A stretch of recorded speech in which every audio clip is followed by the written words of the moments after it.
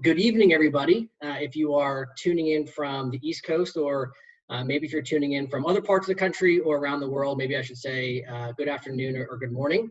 Welcome to this Spinning Your Web session, all about the application and the admission review process at the University of Richmond. My name is Austin Kelso. I am an Assistant Director of Admission here, and I've been in our Office of Admission for just about 5 years now.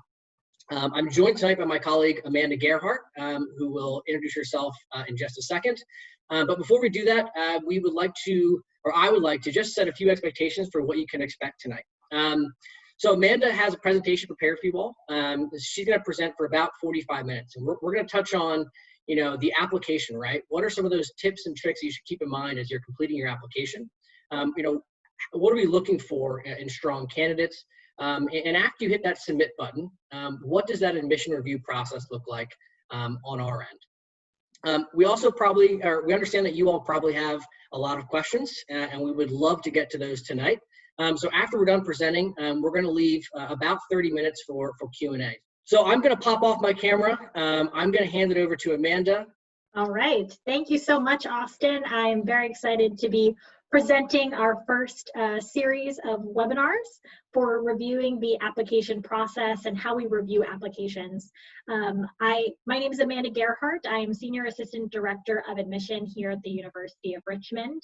I have worked within the admission office at Richmond for about just over 3 years now, and worked previously for 3 years at my alma mater, which was a medium-sized flagship state university. So have gotten to see the review process through a number of different lenses, though of course the focus of this workshop is really going to be the University of Richmond specific application.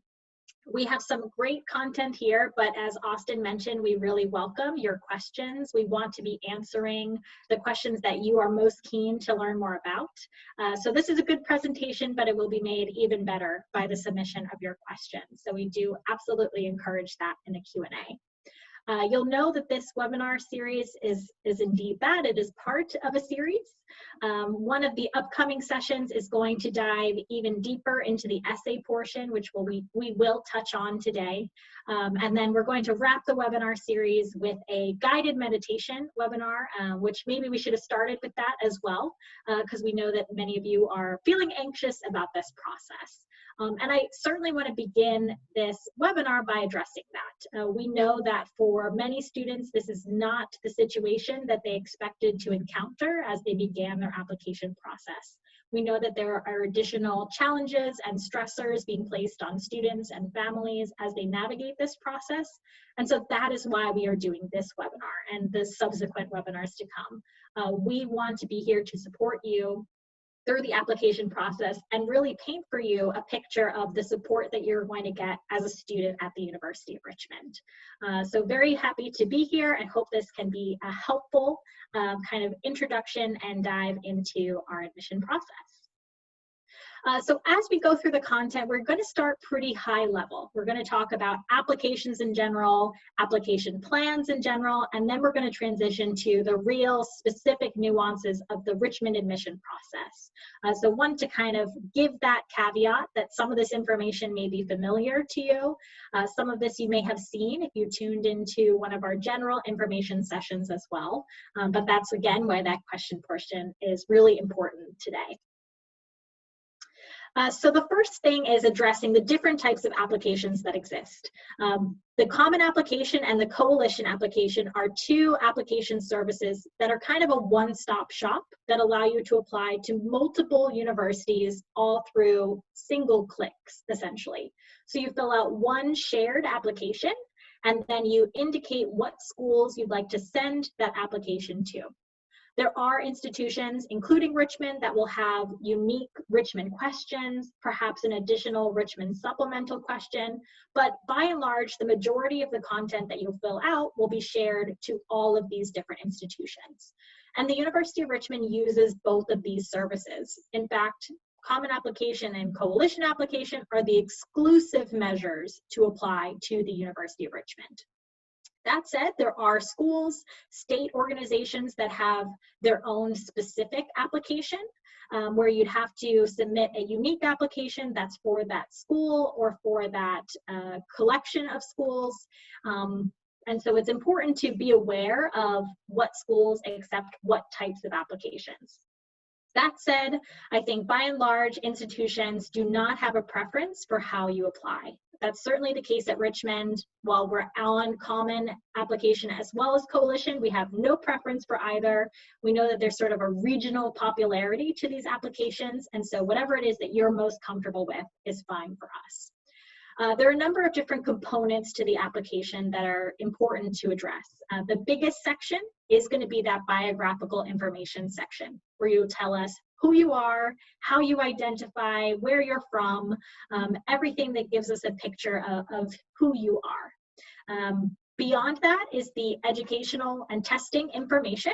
So you'll let us know what school or schools you've attended. And again, this is really important, and we'll talk about why it's important to know what school you're attending a little bit later on in this webinar. Testing information can be self-reported here.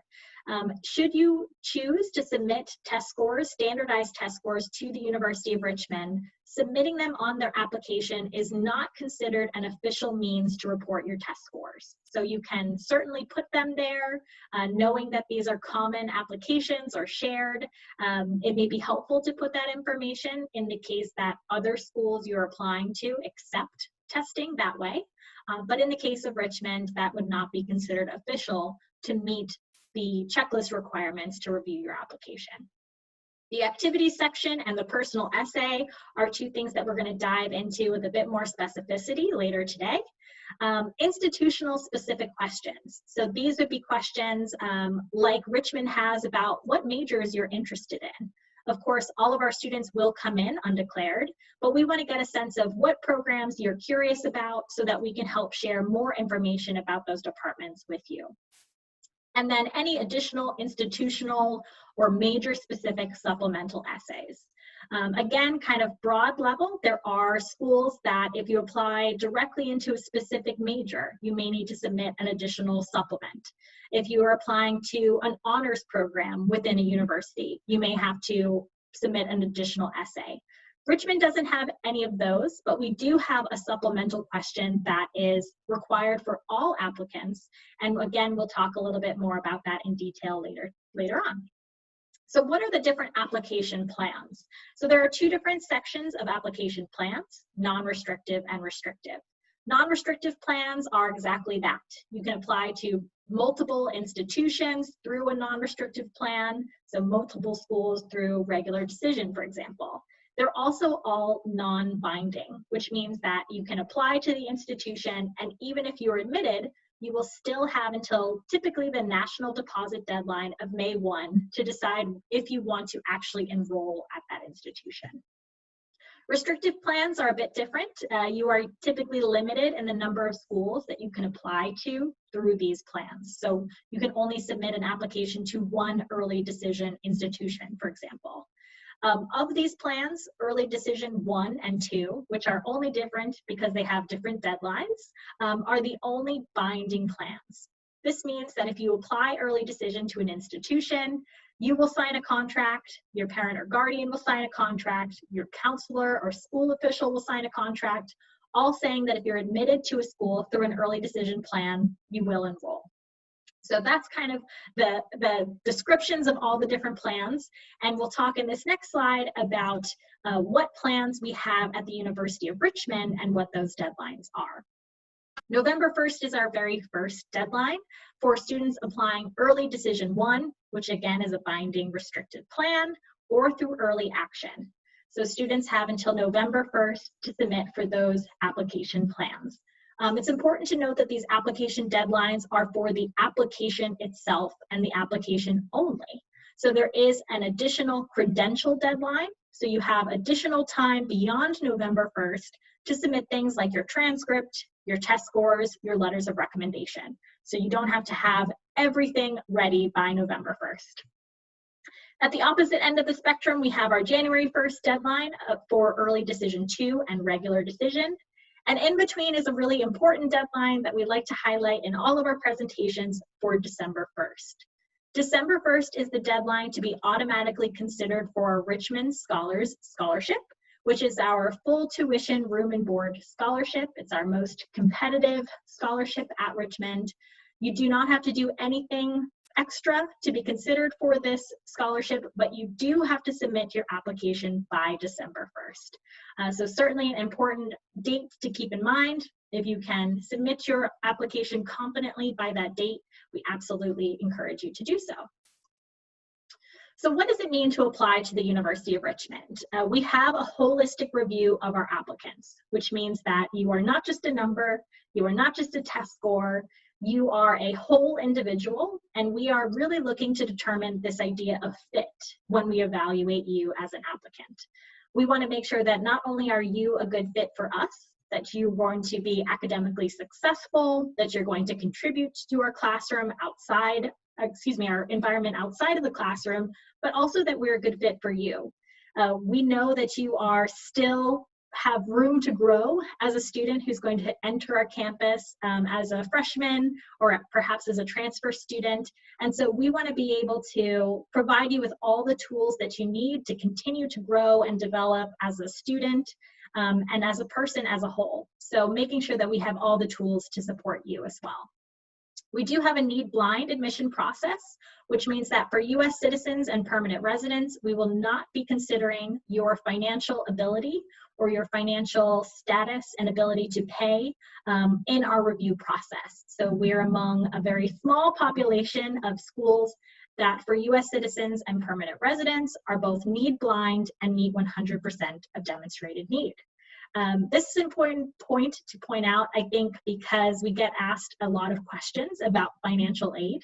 And by and large, we are always happy to refer you to the experts. So the financial aid office is a separate entity from the admission office, and they can talk you through every element of the FAFSA and the CSS profile, calculating your need and your ability to pay.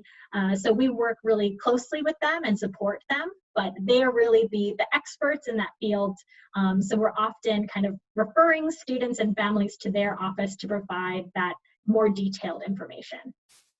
We talked about the applications that we consider in the application process, and then we're going to dive deep into the additional documents that are required. Test scores, as you may know, are optional for students applying through this application cycle, so starting in fall 2021. We'll talk more about test optional and whether that may be a good fit for you later in the session. So as we evaluate your application, we often get asked about admitted student averages and profiles. So we want to get it right out of the way and talk about what our middle 50% average looks like. That said, you are not a number. We have a holistic review. And so your transcript tells us much more than just the number at the bottom of the page. The transcript is going to tell us what types of coursework you have taken, what types of coursework you have excelled in, your trends in your grades, and these are all things that we look much more closely at than just the number itself. You can also see that this number is on a 4.0 scale, which means that we are going to do a recalculation of your GPA on an unweighted scale. Many different high schools calculate GPAs in all different types of ways, and in order to really compare and put students on equal footing as they enter our application review process, we do recalculate those GPAs. This middle 50%, again, is exactly that, meaning that 25% of our admitted students had a GPA that fell below this 3.68, and 25% of admitted students had a 4.0 essentially. So we are going to be looking at your progress through your junior years. While we look at an unweighted scale, we absolutely look beyond that to get a sense of the rigor of your coursework and what was available. The school profile is a very helpful tool for us as admission officers. So this is an example of a school profile, and this has a lot of extremely helpful contextual information that we use when we evaluate a student's progress and academic ability. So we're going to be looking again at the rigor of the classes and what was available to a student. There are certainly schools that do not offer AP, IB honors classes, and that is totally okay. We are never comparing a student that had access to 10 AP classes against a student that had access to none. We just want to see that a student has been successful within the context of their school. So this profile paints a really good example of they offer 22 AP classes, but school policy prevents students from taking more than 3 AP classes in any one year. So again, we would not expect to see probably any more than maybe 6 AP classes from any applicant from this high school. And that additional context really helps us to get a sense of how much rigor has this particular applicant taken. So the school profile is a really helpful tool and measure for us. It helps us understand the grading scale. It helps us understand grade distribution for students within that particular school. And again, the classes that are available to those students. When we talk about recalculating the GPA, I do want to mention that, of course, we'll probably see a number of applicants that have moved to pass-fail grading in the past year or so.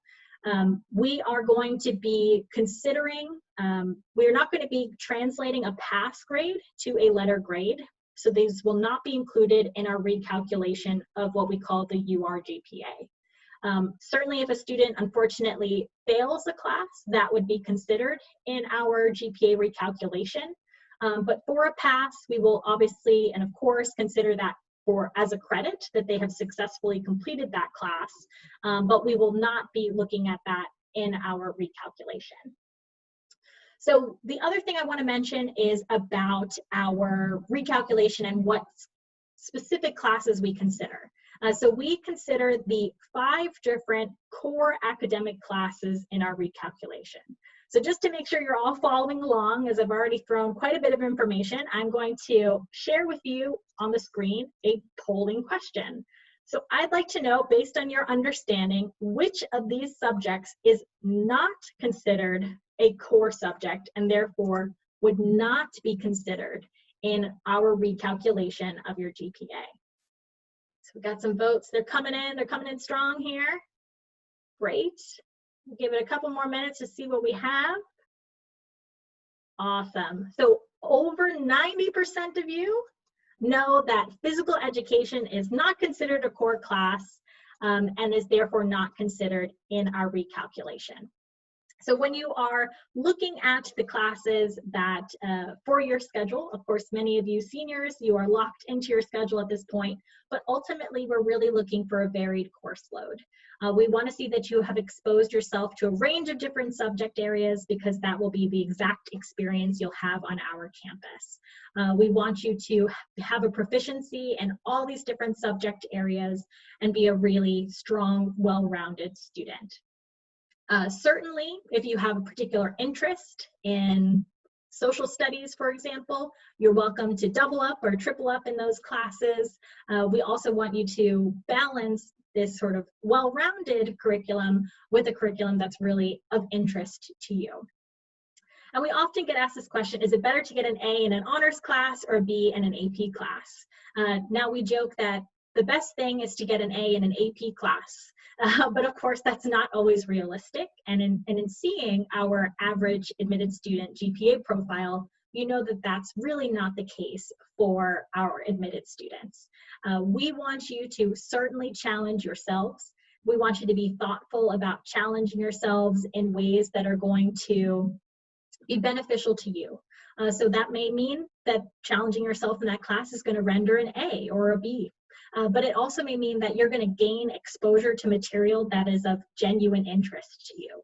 So following your intellectual curiosities is something that we embrace at the University of Richmond and certainly like to see in an applicant. So moving on now to the letters of recommendation. The University of Richmond only requires 1 letter of recommendation. A successful applicant typically submits at least 2. That said, we read everything you send us. So we ask that you don't send us 7 letters of recommendation. We know that you're not going to get to see these letters of recommendation before they're sent, but we do ask applicants to be thoughtful about asking recommenders and whether or not they're going to be able to share something with the application committee that's going to be unique and paint a perception of the student that was not captured through any of your other letters of recommendation. So perhaps your counselor will send a letter of recommendation, a teacher in a class that you really enjoyed, you spent some time after class with that teacher, really reviewing the material and gaining some confidence in that class. That might be an appropriate person. Perhaps you have completed an internship and you'd like that individual to submit a supplemental letter of recommendation. So again, being mindful about how these different recommenders know you and hoping that they can paint not just an academic picture of who you are in the classroom, but also who you are as a person. What are some of your skills? What are some of your successes in that way? And really being thoughtful about your selection of recommenders. They need to be, again, familiar with you, not just as a student, but as a person. I do not think that there's any expectation that you ask your teachers in your best classes. Certainly they're going to paint a stunning review of your academic prowess, but so is your transcript. We're going to know that you were successful in that class. So if this is a teacher that doesn't know you, even though you got an A, perhaps that's not the best fit. But maybe a recommender in a class where you got a B, or you started with a C and brought it to a B, or a B to an A, and really saw progress in that class because you worked closely with that teacher, and therefore they can talk a little bit more about your tenacity and your personal skills. That may be a really great fit for a recommender. So let's now talk about the testing profile. Again, we want to put it out there. These are our admitted student average profiles. Otherwise, we know we'll get asked in the chat. So we want to make sure that you have this information handy. That said, this is, of course, a very unique application cycle. And we know that testing is probably going to be not just less accessible, but less popular for many students. So when we talk about our test optional policies for students starting in fall 2021, we truly and firmly believe that applying test optional means test optional. Students are not going to be penalized for the choice, or perhaps not the choice, to apply test optional to Richmond. The testing is just one piece of the academic puzzle that we look at. It has never been the most important thing in our review process. And so, of course, other things, other academic factors, namely your transcript, are going to continue to play the largest role for an applicant who applies test optional to Richmond. For those students who do submit test scores, we absolutely super score both the SAT and the ACT. So if you have had the opportunity to take it multiple times, we will consider that and give you a nice super score. We have no preference for either the SAT or the ACT. So much like the Common App and the Coalition, this can be very regionally driven, and whatever you've taken is certainly fine with us. We also do not require, nor do we recommend subject tests. If you have them, you're welcome to put them in your sort of self-reported testing profile on the application itself. We will see it there, but it is not something that plays a role in our admissions process. So now diving in a little bit deeper to this idea of test optional. When should I apply a test optional is a question we are getting a lot. And unfortunately, this is not a decision that we can make for you as an applicant. This is a very personal decision and one that you really need to make independently on your own. However, when students ask me this question, I often ask them a few questions back. So I may ask you, well, did you get a good night's sleep before you tested? How did you feel when you left the exam? Did you feel like that went pretty well? Did you feel confident? Was it sort of a weight lifted? Or did you feel this really intense anxiety throughout the process? And did you not get a good breakfast that morning? Really be reflective of how you felt that day. I think if you felt good, if you felt confident, then maybe that's leading you to make that decision to submit those test scores. And alternately, if you didn't feel so great about that day and about your level of preparation, then perhaps you want to consider not submitting those scores. But again, entirely up to you. Testing is not required for scholarships. Again, we've always had a very holistic review of applicants, both for admission and for our scholarships. That has not changed at all. And certainly a student who applies test optional will not be penalized in any way, and that includes in our scholarship consideration process. I should also mention that there's really no need to justify this decision. Again, this is a personal choice, so you should not feel that you have to tell us why you're not submitting test scores or why you are. You don't need to tell us that you didn't get to take them. You don't need to tell us that you took them and you did okay, but not as well as you wanted. This is information that as an applicant, you can really keep to yourself. And we're going to honor and respect whatever decision it is that you make without having the context of why. So this is a unique question that you're going to see as an applicant on the application this year. And this is the COVID-19 optional question. Now, this is a lot of text on the screen. This is word for word what the question on the application will be.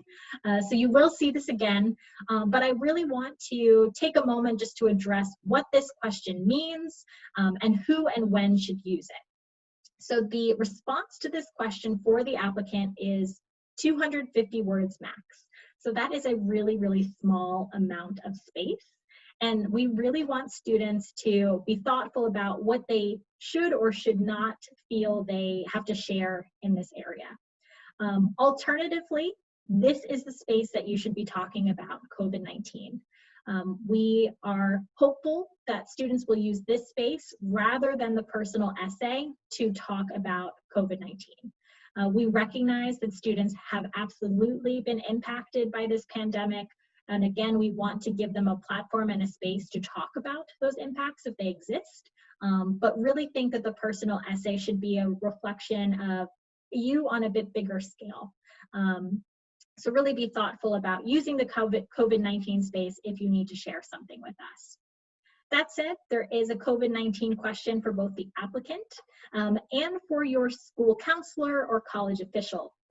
So the college official is going to fill out your school report. That's where we're going to get your school profile, learn a little bit more about your school and your context there. And the school official is going to have the opportunity to talk to us about large-scale impacts of COVID-19 on your class or your school community. So if you went to pass-fail grading, if you went to a remote learning, if classes are not available this year or last spring because of impacts of COVID-19, these are things that have impacted your community as a whole, and we'd really like to hear about this information from your school official or counselor.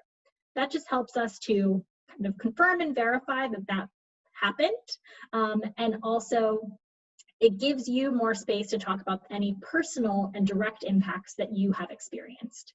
So any illness, hardship, if you had an internship this summer that was canceled or disrupted because of COVID-19, if you were going to compete in a championship game and that couldn't happen, anything that again is sort of a disruption or change to your extracurricular commitments, this is a great space to talk about that.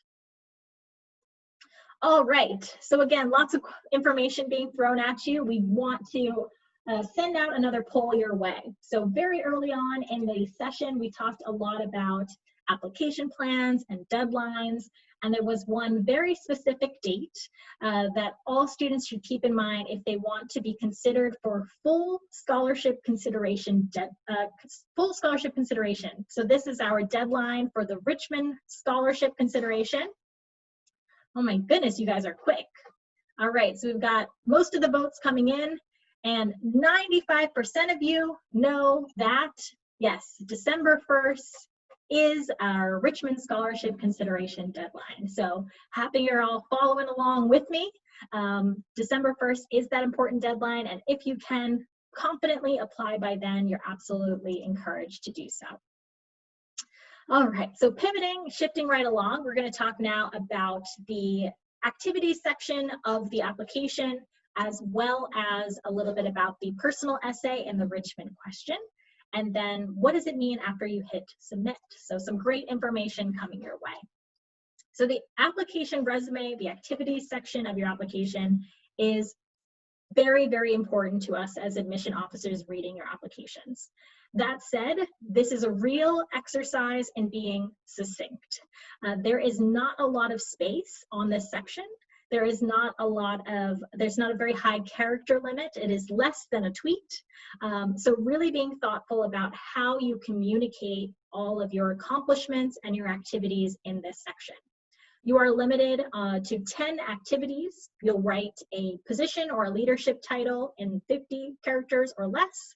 And then you have the activity description where you can dive a little bit more deeply into what exactly this engagement opportunity is. So, what are some tips and tricks? List these activities in the importance to you.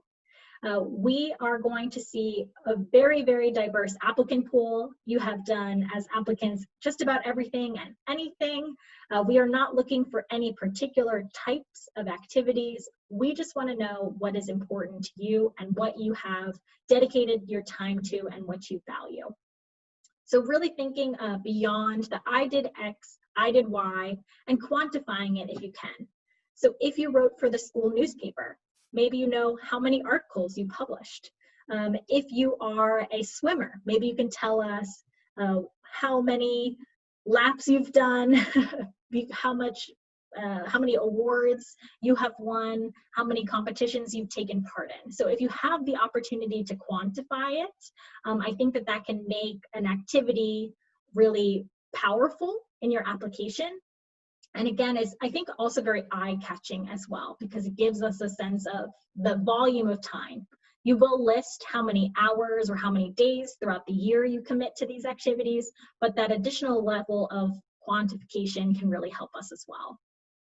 So demonstrating leadership and showing the impact. Demonstrating leadership, I think, is worth noting that you do not have to have a title or a leadership position to demonstrate leadership.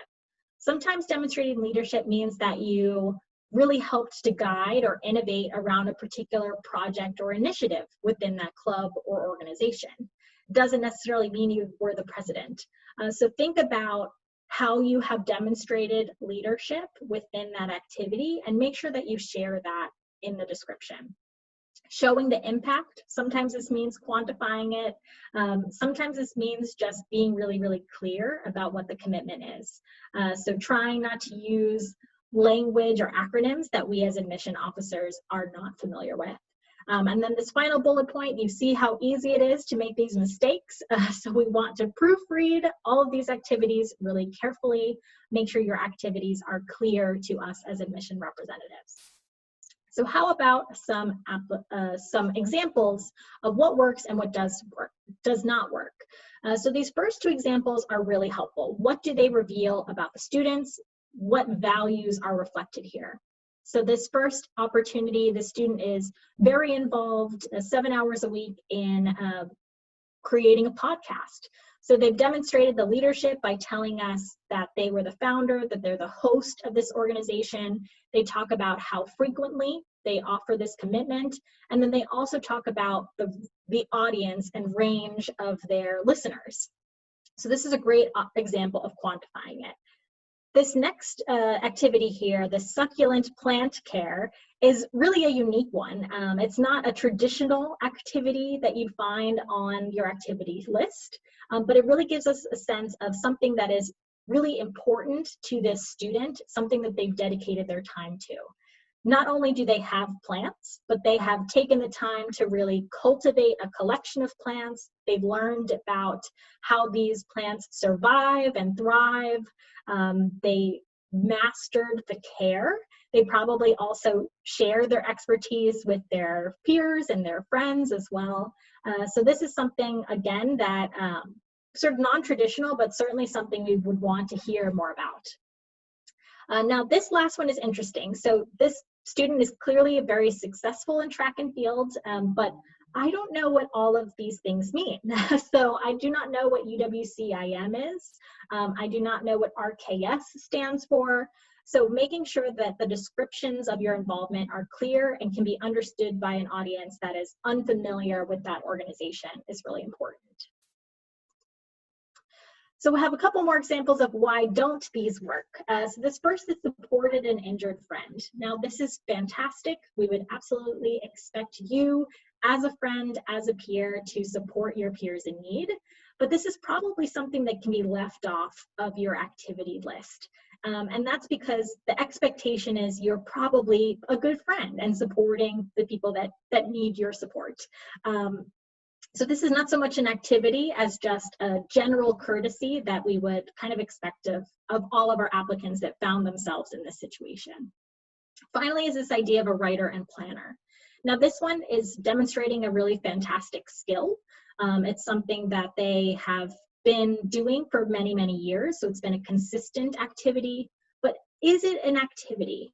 So as an admission officer, I would argue that this is more of a skill that a student has honed that has probably made them quite successful in the activities they have pursued. So being organized, making a to-do list, writing in their diary and being reflective about their day. I'm more interested in what they're perhaps writing about in their diary, maybe not so much about their feelings, but about what they did, what organizations, what clubs, activities they did, than the fact that they were writing those things down in general. So again, being thoughtful about things that are truly activities rather than just skills. But ultimately, you are going to have an activity list that looks unlike any other applicant's activity list. This paints a very, very narrow picture, I think, of just how involved applicants to the University of Richmond are. They do everything and anything, just like I mentioned, and the reason that these painting a good picture of your activities is important to us is because a Richmond student is a well-rounded student. They're someone who's active in and out of the classroom.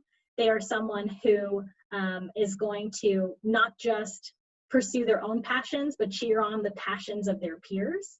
And so to see that you have dedicated your time to something is really important to us and gives us, again, that idea of you being a good fit for our institution.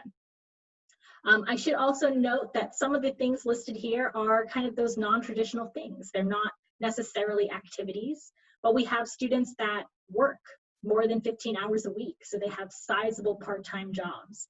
We have students that have responsibilities in their home lives, caring for family, siblings, so that we know that you are probably involved in something, even if it may not be one of the more traditional activities.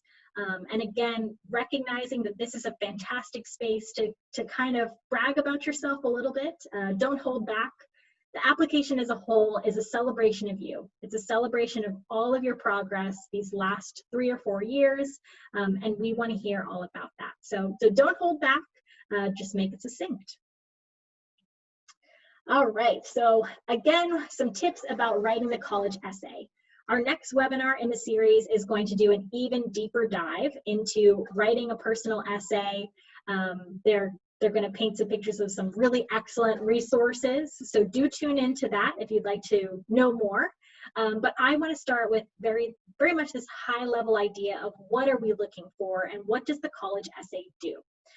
So by and large, and most importantly, the college essay allows you to personalize your application. Again, we want to get to understand who you are as a student. We want to know what your values are, what you prioritize, how you write about yourself and your life and your experiences. It certainly allows you to present your writing ability and style, but really what we want you to do is share any one or maybe multiple of these key factors. So we want to share your ambitions, your life, your interests, experiences, personality, and passions. So really kind of using that to spark your essay is a really great place to start, because it's not about the topic that matters, it's about how you write and what you reveal about yourself. We know that these personal essays are an opportunity to talk about who you are. Again, when we talk about this idea of fit, it's important to talk about what you reveal about yourself and how that aligns with our values as the University of Richmond, and whether or not we are a place where you can continue to grow, where you can be comfortable, happy, and successful. So this question of who you are is perhaps a difficult question to digest as a 17, 18-year-old. So thinking about where you can begin and thinking about who you are. So maybe reflecting on a particular moment that was really important to you. Something that just sticks in your mind as being a memory that brings you joy. And if you can write really vividly and descriptively about that moment, those are the essays, at least for me, that are very memorable and that I connect with. If I can feel like I am standing there beside you, seeing through your eyes, hearing through your ears, experiencing all those same sensations along with you, those are the essays that I get really excited to read. So I don't know that students need to feel they have to write about the most significant, most traumatic, most awe-inspiring moment in their lives, because perhaps for you that hasn't even happened yet. So knowing that you can just talk about something simple, if you will, that resonates and feels personal to you, I think is really powerful and meaningful. It shows, I think, a level of maturity through the application process. It shows a level of vulnerability through the application process that really helps us to feel like we're getting to know a little bit more about you. I should also note, when you're considering these essays, that we have seen at this point a lot of the other parts of your application. So we've probably seen your transcript, we've seen your activity list, we've seen the biographical information about who you are and where you go to school. And so making sure that the essay is going to reveal something new to us. So again, making sure that you're sharing something that's a little bit nuanced. It doesn't have to be completely new or out of the blue, but something that may be a little bit nuanced, something that will reveal something additional about your application. So finally is the Richmond question. The Richmond question, again, is our supplemental question that all applicants will need to submit. And I want to make sure that that piece about hitting submit is kind of driven home. So you're going to hit submit when you send your application to us, but you're also going to hit submit again to submit this Richmond question. So there's 2 submits, and we want to make sure that we have a complete application from you. We have very carefully crafted these 3 different essay prompts. You will choose whichever one of them resonates the most with you. Again, we have no preference, but what I will say is that we have been thoughtful in our consideration of these essay prompts. They are a little bit fun, a little bit out there, so we hope that they're kind of a moment of levity through this application process, but we hope that you're equally thoughtful when you craft these essays, remembering that these are the only part of the application that is unique to the University of Richmond. So we do hope you give it some care. And I would love to know, and just to kind of reinforce that we have no preference, we're going to reach our final polling question of the evening. And we are going to talk about which Richmond essay question would you choose? So we've got number 1, an urgent global challenge social justice issue. We have number 2, a future job that doesn't exist just now. Or finally, number 3, if you could go a year in the past or in the future, what year would you go in? So this is really just for my own curiosity. I love to see which questions really resonate with students, what you think you might choose. So interesting, we have the going into the future or the past is holding at about 60% of the votes right now. So that's pretty huge. Normally we'd see a more of a kind of even distribution, but really, really interesting to see this spread. So again, we have about 56, 60% choosing question number 3. And again, I want to reinforce that this is totally fine. We will not get bored of question number 3. If question number 3 is the one that sparks your enthusiasm, that's absolutely what you should write about. So knowing that the choice is yours, we are not going to feel any kind of way or have a preference for any of the questions. They are all equally as valuable. If you have the opportunity, though, here are some do's and don'ts. I think that probably the don'ts are a little bit more important than the do's in this scenario. Namely, don't repeat your Common App essay. Again, this is the only part of the application that is unique to Richmond. We know that you're writing a lot of essays. We know it is a lot of work as a student and as an applicant to be moving through all of these, but we really do ask that you give some time to the Richmond question and try to make it a little bit unique. This is an important point for both the Richmond question as well as your personal essay. If you apply through Common App or Coalition, everything that you submit in the personal essay is going to every school. So don't name another university. We won't hold it against you, but we don't like to read it. We know, of course, that you're applying to other schools, but really encourage you to be thoughtful to leave that out. And as I said, don't forget to submit it. So there is an additional click to get the Richmond questions submitted to us. We want to read those essays. They're important to us, so do not forget that. All right, so after you hit that all-important submit twice, what happens to your application? And this is the part of the application process that I think is shrouded in the most mystery. And we think it's really important as the University of Richmond admission team to pull back this curtain and talk about exactly what happens. So the first thing that happens is that your application is processed. Now, this is a pretty automatic, an automated process, but it is not an entirely automated process. We do have staff that work to make sure that your documents come in from the system correctly, that they are properly attached to your student record. And so there is some manual process, which means that your application is not going to be marked complete. You're not going to receive a link to see your online checklist and portal immediately. So being patient with us, just as we have been patient with you, and knowing that it may take a day or two before you get that email that says, here you go, here's your link to check your online portal and see what your status is. After your application is fully processed and we have all of your materials, we are going to read your application by territory manager. And this is why I talk about how knowing what high school you attend, getting that school profile information is really important in our process. So your school is going to be read by one particular admission officer. We are all assigned to different geographic territories based on the school that you attend. So if you are a boarding student or if you cross a state line to go to school, you will have your application read by the admissions representative for that particular state. You can look online to figure out who your admission officer is.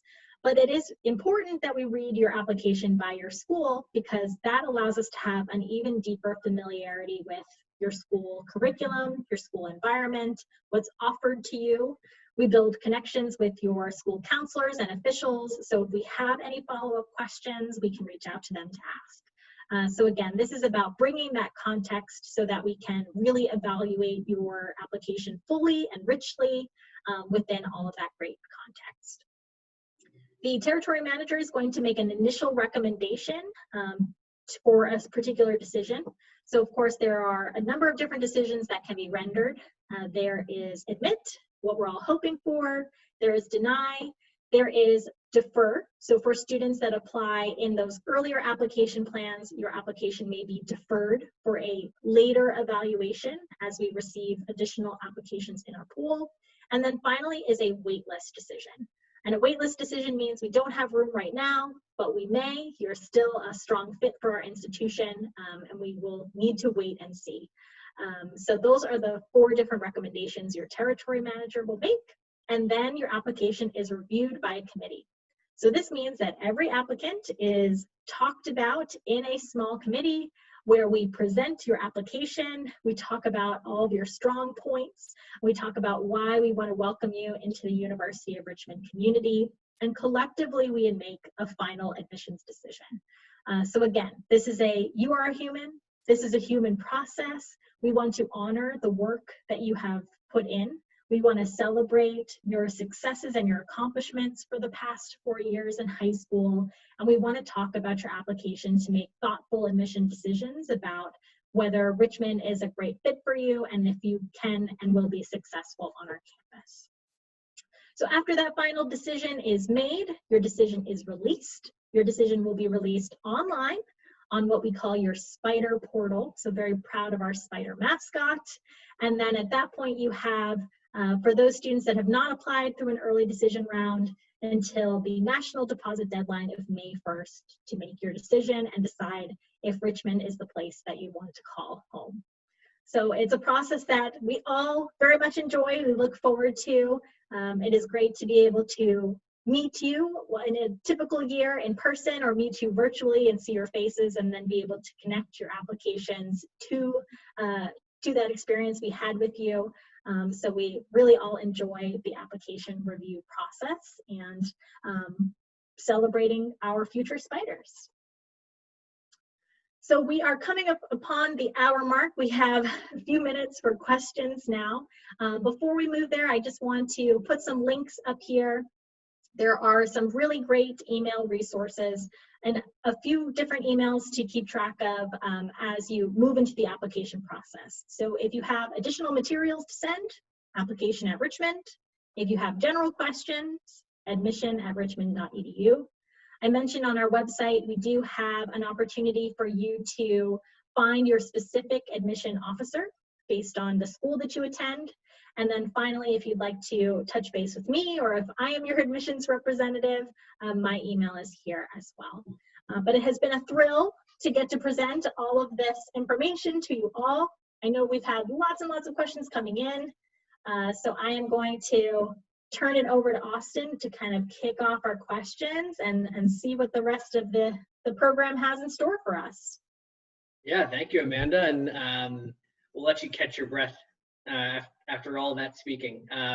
And to everyone out there, thank you so much for submitting all these questions. You've certainly kept us busy on the back end, and you've been sending in some really great questions. And I think a lot of the questions you've been asking and maybe some of the concerns that you have are things that we hear often, right? So you're not alone if you have some concerns about applying to Richmond or what a test optional means or things like that. So I would love to address a question that came in from Emma, and I think this is we hear this each year. Emma asked, how does applying ED impact your chances of admission? And so, you know, this is common, right? You're in a position now where you're weighing your decisions between early decision or early action or regular decision, and what's the best way to apply. When it comes to early decision, like Amanda said, we have those two early decision pools. There's early decision 1 and there's early decision 2, which is on January 1st. In terms of the admit rates in early decision is our most advantageous decision plan for students. So when you look at the amount of students that we're taking in early decision, we're taking about 40% of our class through ED. So that counts both ED1 and ED2. And when you look at the size of the applicant pools, they're generally much smaller than our other pools. So they're much smaller than early action or regular decision. And so just by the numbers, the admit rates are generally higher in early decision. So it is more favorable for you in that sense. With that said, I mean, early decision is a much bigger commitment that you're making as a student, right? I mean, if you're applying early decision, you are saying that if we admit you, you are committing yourself to come to the University of Richmond. So it is a bigger commitment for you to make as a student, but you know, with that said, the admit rates are a bit more favorable for you. Yeah, Amanda.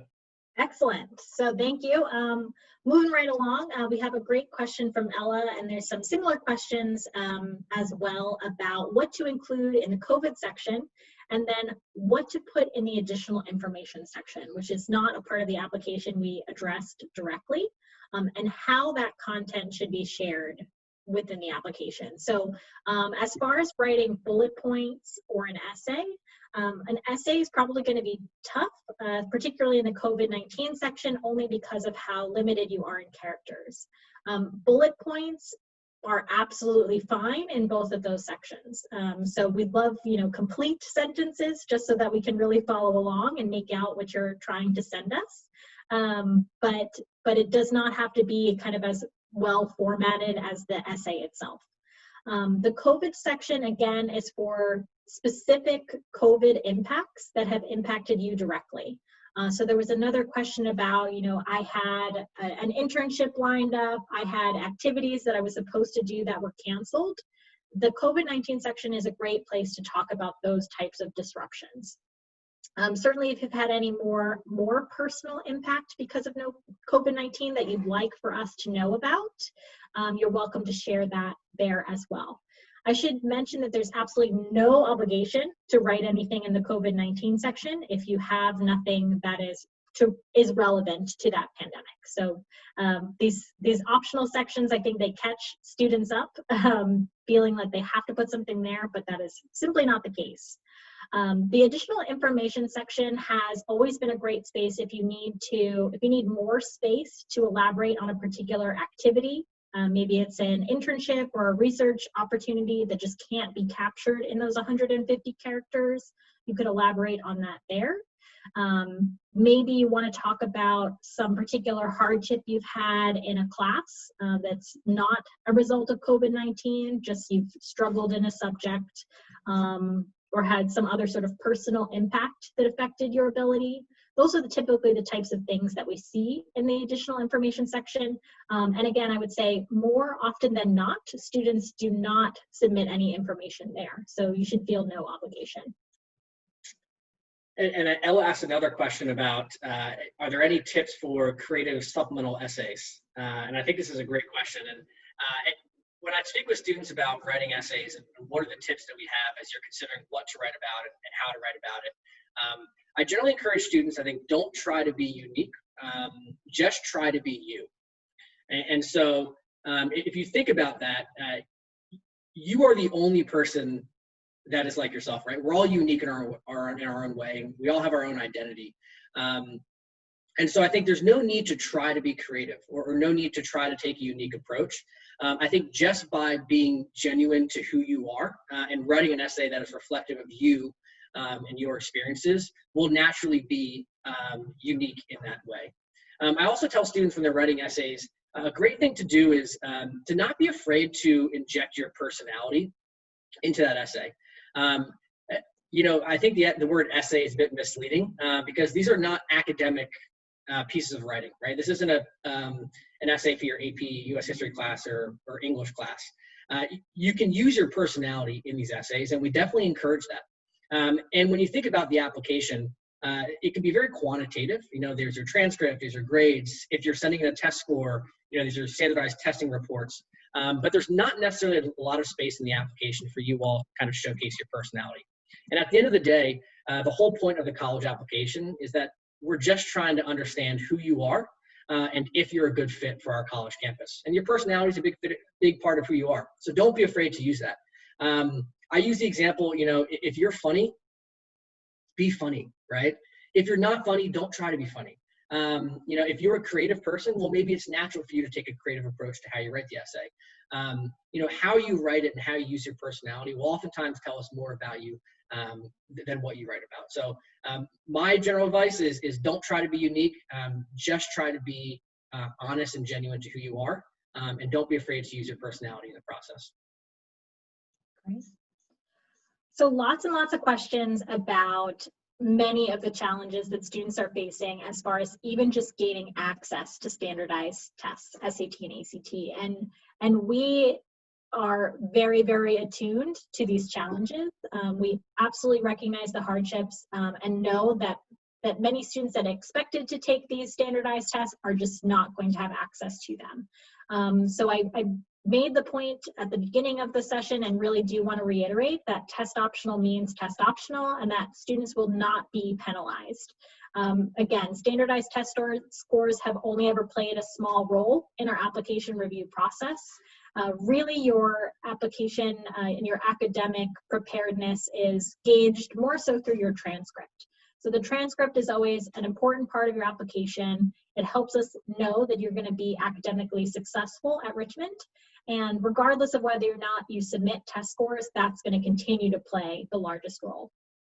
So I think it's absolutely important to mention that if you did not have access to testing, if you do not feel comfortable that your performance was where you'd like it to be, there should be no obligation for you to send those scores. And again, no obligation for you to justify why you haven't sent them. We really are going to honor the fact that they're not there and just move right along.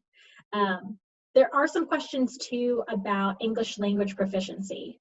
So I want to address that for non-native English speakers or for our international students that we are still maintaining our English proficiency requirements. There have always been a lot of different ways to waive that requirement if you don't have the opportunity to take the TOEFL examination, for example. Your curriculum can waive it, your time in an English-speaking medium can waive that requirement, and we're also currently evaluating all of the different revisions and tests, like the TOEFL IBT Special Home Edition, which we will be accepting, the IPT test, as well as Duolingo are currently in review from our leadership to see if we will be able to accept those in lieu of the traditional TOEFL or IELTS exam. So we are absolutely aware of the climate and trying to make sure that we have equal accessibility for all students. We also had a few questions come in related to COVID and this past application cycle of, did we have a lot of students decide to defer their admission by a year? And in that case, does that now affect the current application cycle in terms of making us more selective because we have students who will be starting in the next upcoming year? And so we did have some students defer their admission by 1 year, but this number was very small. It was not significant. And so in terms of how this will impact our selectivity for next year, we don't anticipate that this will have any significant impact on our next admission cycle. So not to worry, we did have students defer, but this will not significantly impact our selectivity this upcoming year. All right, there's just a lot to sort through here. Let's take a look. Austin, do you see one you want to take it away? Yeah, I think there was one. Let me scroll down to it. You all asked so many great questions. Need to sort through. Here we go. There's a question from Busey. Here it is. It was many of the activities that I was planning on doing was canceled due to COVID. Will this affect my admission? The short answer is no, right? I mean, we understand that this has been an extraordinary year, and you all as high school students are facing challenges that previous applicants that we've had haven't faced. So we know that, in addition to standardized tests being canceled or the way your classes are being graded has changed, we also know this affects your extracurricular interests as well, right? I mean, a lot of schools, you can't go out and participate in high school sports, right? A lot of the clubs and organizations that you're involved in will not be able to meet as they regularly would. And so we understand this. We understand that life as normal has been disrupted. And so, yeah, any changes to kind of that regular scheduled programming with regards to your activities or your activities resume will not affect your admission. And Amanda talked at length about that COVID section, right, on the application. This is a great place to expand upon, some of the ways that, hey, I was really excited to be involved in these certain areas, but unfortunately, I wasn't able to because they were canceled. That's a great place for you to kind of expand upon that. But in terms of this negatively affecting you, it will not. And we're very aware of that, and we'll be looking at that as we evaluate your applications. Great. So one of the questions that came in was about, I believe it was from Grace, have we seen any sort of trends in the types of topics or the values that are demonstrated in accepted students? And I think that that's a really, really great question. Do we see sort of patterns? And the answer really is no. And that's much to do with the fact that we have this really diverse applicant pool of students that have experienced all different types of things, that have their own value sets, that have experienced life differently. And so I think what makes admission officers in our office really excited about the review process is seeing that breadth of essays and knowing that there's not going to be any particular trends or identifying factors that we see with the most frequency through our review process. That said, I think it's important for students as they're considering what schools to apply to think about the values and the mission statement of that particular institution. We have our pillars of our strategic plan. We put forth our mission statement, our values as an institution. And I think kind of naturally students that are drawn to Richmond, those values resonate with them as well. But I don't think there's any particular value or experience that we see more commonly than any other. We had a great question come in. It more has to do with the process of submitting application materials, about at what point do applicants submit test scores and transcripts as well as letters of recommendation, and do those have to be sent in at the same time that you send your application in? The short answer is no. They don't have to be sent at the same time.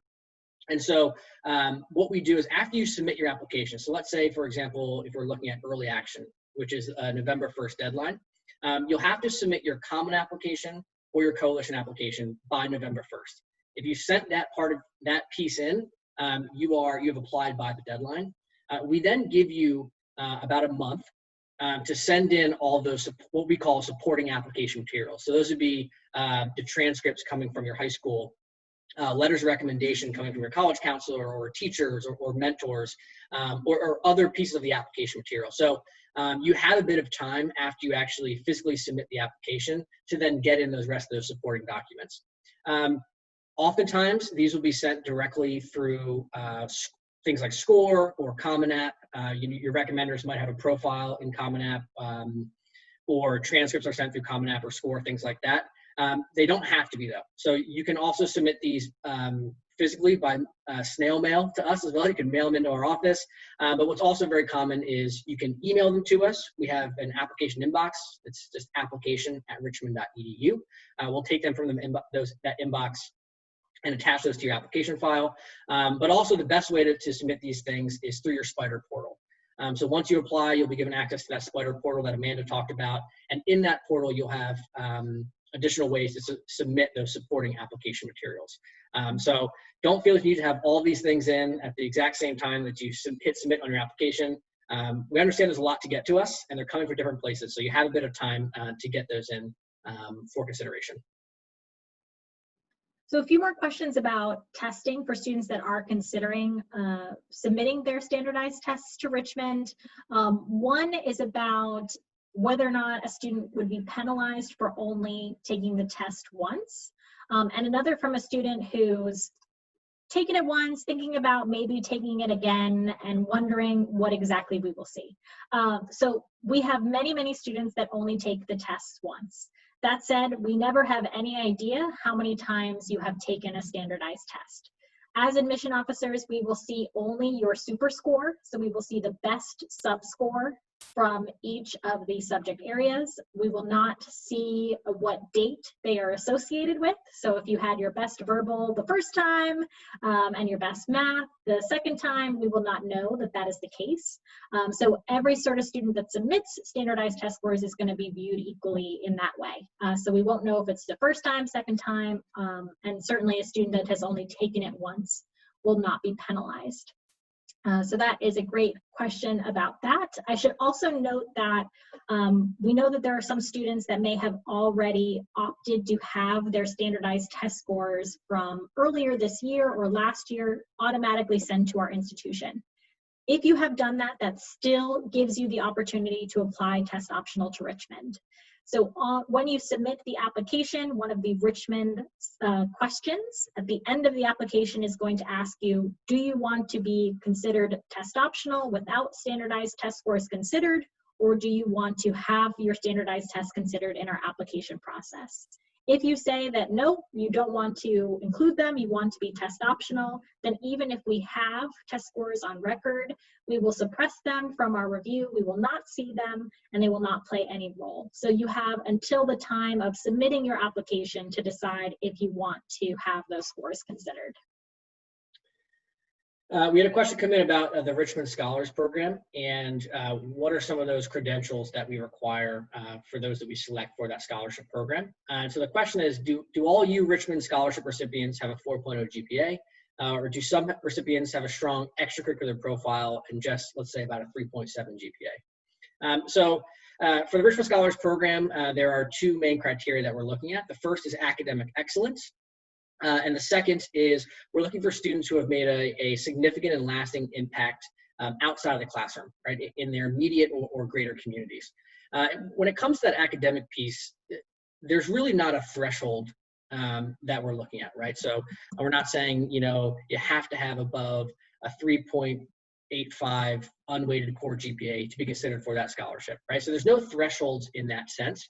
But generally speaking, the students who are receiving those scholarships are the top academically achieving students in our pool. So if you're looking at our academic profile, you know, these students are generally in the top 10%. So they're strong performers. But in terms of, do you have to have a 4.0 GPA to be considered or selected? No, you don't. And we have students every year who have below a 4.0 GPA, right, for example, that are receiving that scholarship. The other piece that we look at is that significant or lasting impact outside of the classroom. And this is really, it takes a lot of different shapes and sizes depending on the student and what they do. And so just to give you some examples of past scholars, and we've had scholars who have conducted, you know, independent cancer research in hospitals, right? We've had another scholar who was commissioned by his town to do graffiti murals across the entire city. You know, we've had scholars who have written books, right? So there's a wide range of kind of what those things can be outside of the classroom. So we're not, in that sense, we're really not just looking for one thing. We know you all have different passions and goals and desires, and we're looking for kind of all those different things, how they've manifested themselves in your lives, or making that consideration. In terms of that review process, our office makes the first pass at reviewing for that Richmond Scholars Program. We'll select finalists. Once we do that, we hand those finalists over to our faculty. So we have a faculty review committee who will then conduct interviews and make that final decision. So it's a very collaborative process, and we have a lot of different perspectives weighing in terms of who receives those merit scholarships. Some questions about international scholarships, which is a nice segue. So international students are considered for all of the same merit-based scholarships that U.S. citizens are considered for. So we have a number of international students that will be recipients of both the Presidential Scholarship, which is our 1/3 tuition scholarship, as well as the Richmond Scholarship, our full tuition, room, and board. The only process that is different for international students is that we are, rather than being need blind, we are need aware. So for international students, they are asked to submit a international financial certification. This is a form that is specific to the University of Richmond, where they'll indicate their ability to pay for each of their 4 years at Richmond. And then because we have a limited financial budget for our international students, still quite robust, but a little bit more restricted, and because we do still meet 100% of demonstrated need for international students, we do have that additional element of being need aware for those students. Certainly something that we can talk about. I represent the international team as well. So if you have specific questions, we can talk offline by email, and we will also have some specific programming for international students throughout the fall. Another great question relating to academics is the differences between high schools. And you know, some high schools may be more academically challenging. And so the question is, will admission experts have a good understanding of the background of the high school that the applicant is coming from, and understand the rigor of the high school as it relates to other high schools in the area? And the question is absolutely. So at Richmond, we practice a territory management model, where every admission officer manages a different area of the country or the world. So for example, I recruit specifically in Westchester County, New York, Long Island, New York, and Ohio. And Amanda has most of the West Coast and Asia, Canada, New York City, all over. yeah, all over, right? And the reason we do that is because every high school is different, and we want to make sure that when we read an applicant from a certain high school, that we're intimately familiar with that high school's curriculum, how they grade, what are the courses that are offered to those students. If a school offers AP classes, right, or IB classes or IB curriculum, how many AP classes is a student able to take in a year? Are there limits? How many classes do they normally take in 4 years, right? So there's a lot of nuances there, and it's our job to kind of understand those curriculums and those high schools and how they grade. And so we're definitely taking that into account when we are evaluating students, because every high school is a little bit different. They offer different courses, the grading systems are different, and so that's why as a territory manager, we're the first one to read the applications that come in from our territories, because we understand those things and are able to then read those transcripts appropriately. Great. So this really interesting question about this idea of fit. So the question specifically is, how can fit be conveyed? For me, the thing I want to address is that I don't think that fit can be conveyed. I don't think that it's something that can be directly addressed.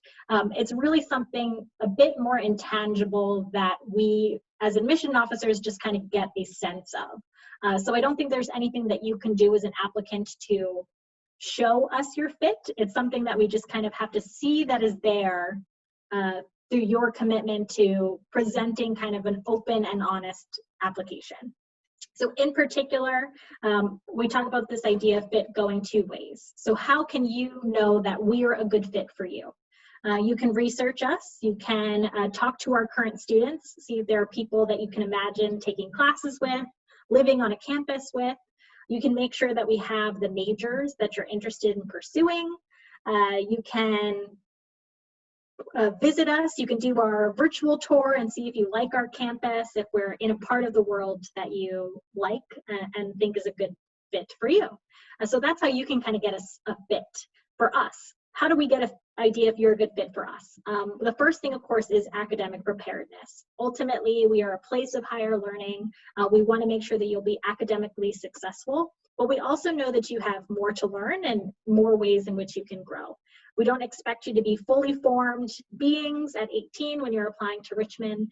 And so the idea of fit means, will you be successful? Will we be able to teach you more? Will you bring a foundation of knowledge that will help you along the way? Do we see in you that you are going to be an involved citizen of our community? Do you seem to demonstrate that you share some of the values that we hold dear as an institution? So these are not necessarily things that should be forced, because ultimately you want to find your place. And so if you are honest and open through the application, if we extend that offer of admission, I think that you can feel pretty confident that Richmond will be a place that you can be successful and that you can enjoy. Julia asked two great questions. They're not necessarily related, but I'll tackle them both since they're right next to each other. So the first one is, do you look at weighted GPAs at all? Yes, we do, right? And so we talked a lot about how when we receive a transcript, we then recalculate an unweighted core GPA. But we understand that for many of you, right, you're taking these upper level classes because you want to show that you have challenged yourself in hard classes. And so even though your GPA is unweighted, we are always looking at your GPA right next to your transcript. So we're seeing that unweighted core GPA, but we're also looking at all the classes that you've taken and the individual grades that you've achieved in those classes. And so even though when your transcript comes to us, it might be weighted, and we then unweight that. We definitely are looking at those upper level classes that you're taking. We want to see that you're challenging yourself within the context of your high school curriculum. And so absolutely, I mean, even though we're unweighting the GPA, we're looking at it right next to those classes. And we see that if you're taking harder classes, if you're enrolling in an IB curriculum or an AP, taking AP classes or upper level classes that your school offers, we're looking at the grades that you're achieving in those classes. And we absolutely appreciate that you've taken made the choice to challenge yourself in the context of your high school. Julia's second question is, would you prefer a student to fill out all 10 activities, even if some are minor activities, or only fill out the ones that you spend a considerable amount of time participating in? I would say you should absolutely fill out that entire activities resume. Because I think when it comes to the application, this is the space that you have to tell us about all the experiences that you've had in the last 4 years, right, or beyond. So from that perspective, you should absolutely utilize the space that you have to give us as much information as we need. With that said, I would start with the things that are the most important to you, the things that you spent or dedicated the most amount of time to, the things that you think really show your interest and your goals and your passions, and then go down from there. Now, if you have 10 things to fill your resume, that's great. If you don't have 10 things, I wouldn't search for activities to then fill your resume, right?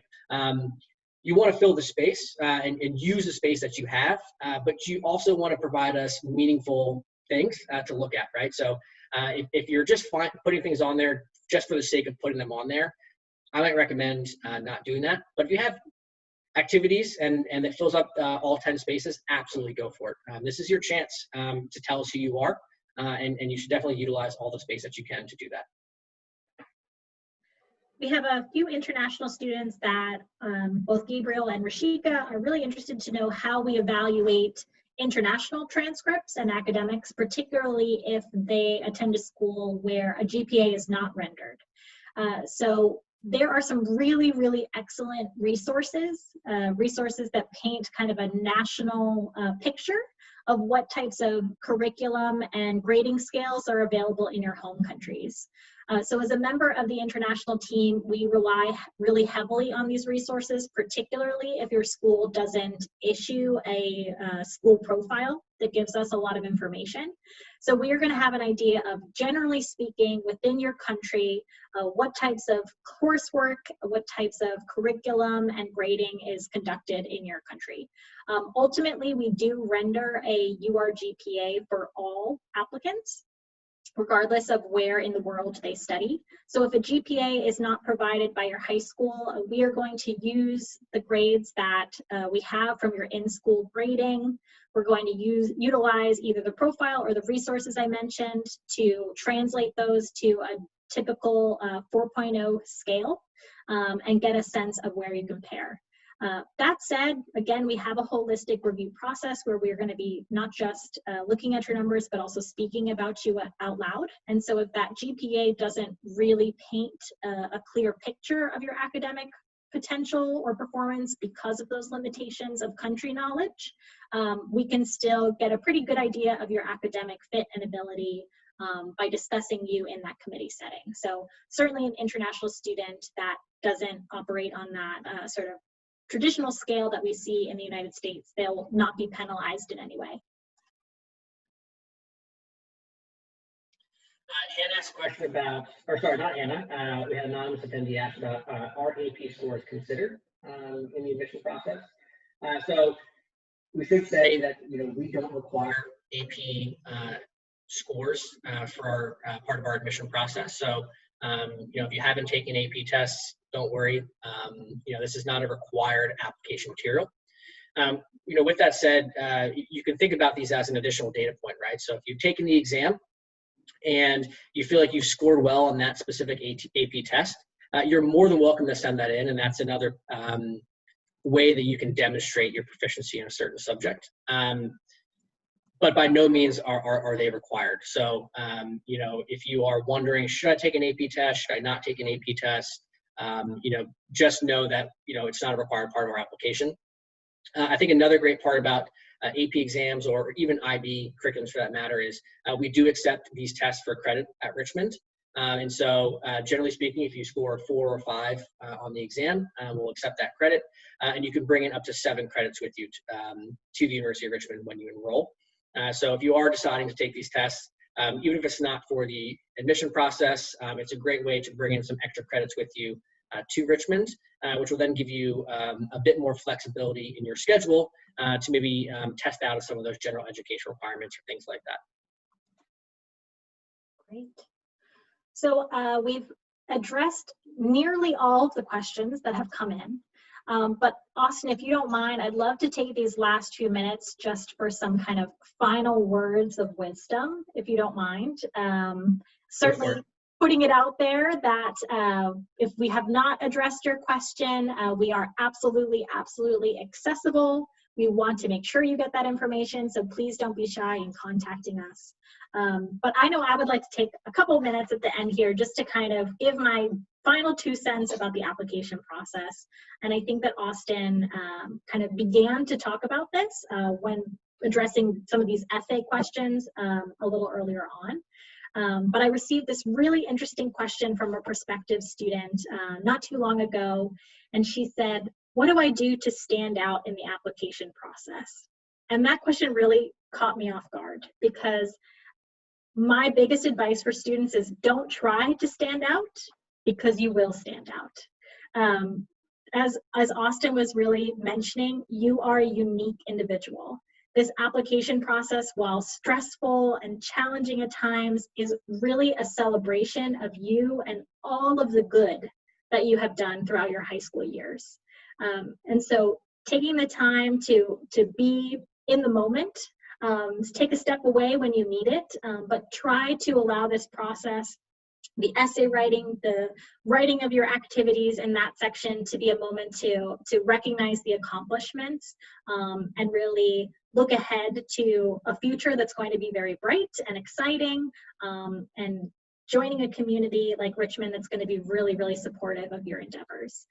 So you will stand out just by being honest, by being genuine, by being you, because you have a unique, valuable story to tell us. And we're really excited to hear what that is. Yeah, thank you. And I will just end by saying the admission process, I think, is shrouded in some mystery, right? Because after you hit the submit button, you don't see your application. And so the one thing I want to leave you with is keep in mind that the application and admission review process is a human process. The people who are looking at your application, we are human. And we understand the struggles that you're going through, right? Especially now with COVID. We've all been in high school. We've taken those tough classes. We've had those tough teachers. You know, we have shared a lot of those similar experiences. And so I think that's a great benefit, this application review process, is that it is a human process. And we do sympathize, and we know the things that you're going through. And so just know that, right? We're not robots reviewing your application. We're human, and we understand. And I think we're always trying to give you the benefit of the doubt as the applicant. So we'll leave you on that. I want to thank you all for tuning in tonight and spending this time with us. This was wonderful. Amanda, thank you for joining us for the presentation. Thank you. Enjoy your night, and we look forward to hopefully seeing your applications.